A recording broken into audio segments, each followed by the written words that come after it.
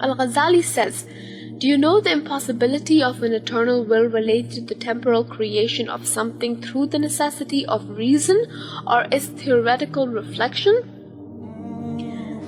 To clarify, the first kind of statement that Al-Ghazali talks about is the one that is self-evident, that is true always, and its opposite is contradictory. These statements are subject to rational agreement, such as the statement that a triangle has 3 angles. It is true by definition. The second kind of statement is obtained by theoretical knowledge, by methods of deductive reasoning that require a middle term. Its truth is not necessary, although it might be valid reasoning, such as, all men are mortal, Socrates is a man, therefore Socrates is mortal. The terms men and man are called middle terms. The middle term makes the connection between the two premises in order to imply a valid conclusion. Al-Ghazali says that the philosopher's impossibility lacks logical foundations. First, according to your language and logic, is the connection between the two terms, that is the eternal will and temporal creation, known to you with or without a middle term. If you claim a middle term, which is the reflective theoretical method, then you must show it, but this you have not shown.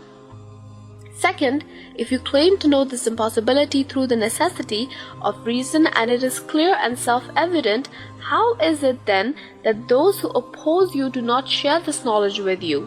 Therefore, it is incumbent for you to set up a demonstrative proof according to the condition of logic that will show the impossibility of this. For in all of what you have stated, there is nothing but an expression of unlikelihood and the drawing of an analogy with our resolve and will.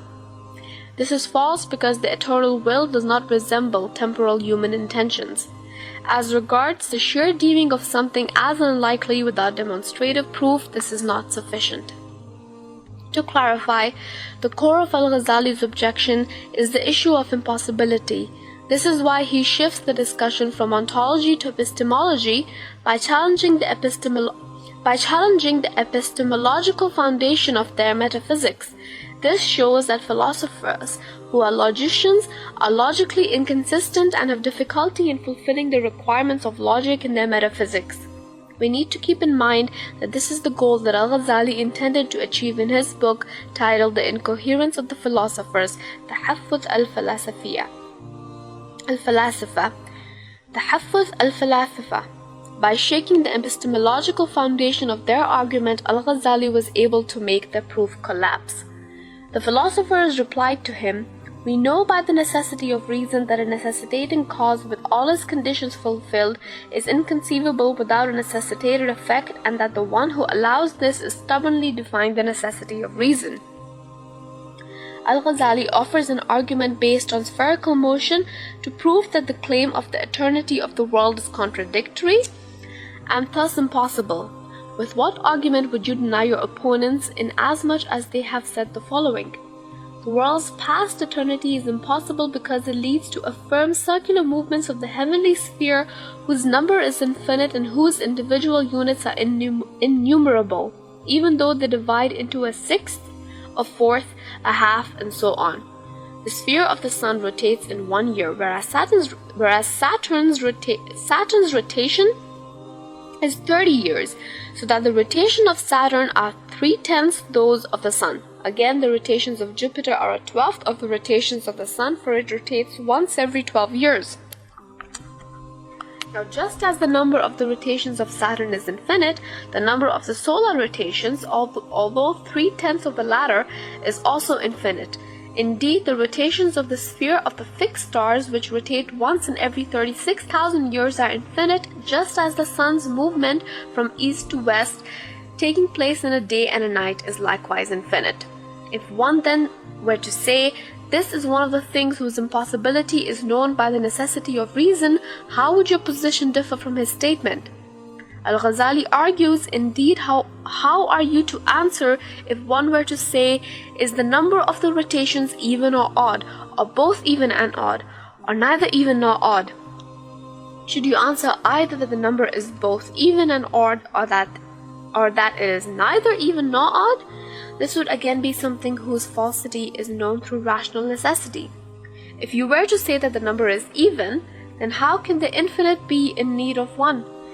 If, on the other hand, you answer that it is odd, then how would the infinite be in need of that one which would render it even?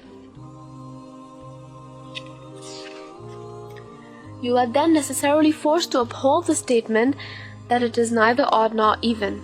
The philosophers say it is only the finite that is described as either even or odd, but the infinite is not so described. Al-Ghazali says, an aggregate composed of units has, as has been mentioned, a sixth and tenth which is yet not described as either even or odd. It is something whose falsity is known by necessity without theoretical reflection. With what argument can you disentangle yourselves from this?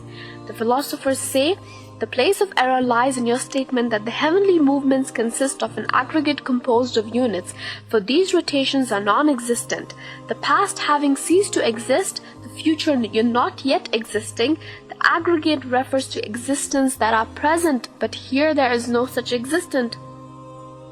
Al-Ghazali argues that mathematics has nothing to deal with the perishing moments nor movements. Number divides into the even and the odd, and it is impossible for it to lie outside the division, regardless of whether or not what is enumerated exists and endures or ceases to exist. Al-Ghazali offers the philosophers another argument based on the idea of the soul.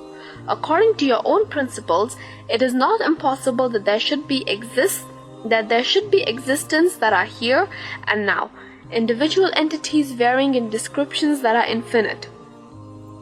These are the souls of humans that are separated from bodies after death. Then these then are existence that are not characterized as even and odd. With that argument, would you deny the statement of someone who says, the falsity of this is known through the necessity of reason, in the same way you claim that the falsity of the connectedness of the eternal will with the act of temporal creation is known through the necessity of reason? This view of souls is the one chosen by Ibn Sina. The philosophers say, the truth is Plato's view, namely that the soul is pre-eternal and divided only in bodies, and that once it separates from them, it returns to its origin and unites. Al-Ghazali says, this is repugnant and more worthy to uphold as contrary to rational necessity. For we say, is the soul of Zaid identical with the soul of Amr, or is it another? If it is stated that it is identical, this would be necessarily false, for each individual is aware of his self and knows that he is not the self of another. Moreover, if identical, then would be equal in having the same cognitions, which are essential attributes of souls and which are included with the soul in every relation. If, however, you say that it is another, being individuated through attachments to bodies, we say, the individuation of the one that has no magnitude in terms of size and quantitative measure is known by the necessity of reason to be impossible. How then will the one become two, nay 1,000, then revert to becoming one? This is only intelligible in things that have magnitude and quantity, but how can that which is not quantitative be divided? Al-Ghazali singles out necessity as the core of the discussion. The intention of all this is to show that the philosophers have not rendered their opponents unable to uphold belief in the connectedness of the eternal will with the act of temporal creation except by invoking rational necessity. Also that they are unable to disengage from those who in turn invoke rational necessity against them in those matters opposed to their own belief. From this they have no escape. A summary of Al-Ghazali's position. We can summarize Al-Ghazali's argument as follows. Number 1. If the world were eternal, although it is full of events that come into existence, then it is possible to find in it events that have no beginning in time. As a result, the motion of the heavenly sphere must be infinite. Number 2. But this is impossible because A. the events of this world come into existence and perish, and B. whatever has a beginning must have a cause.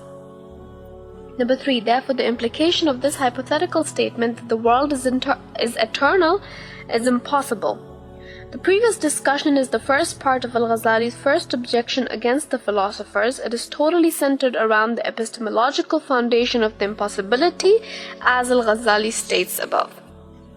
The Following is the second portion of the first part of the first objection, in which the philosophers disagree by presenting the issue of the will.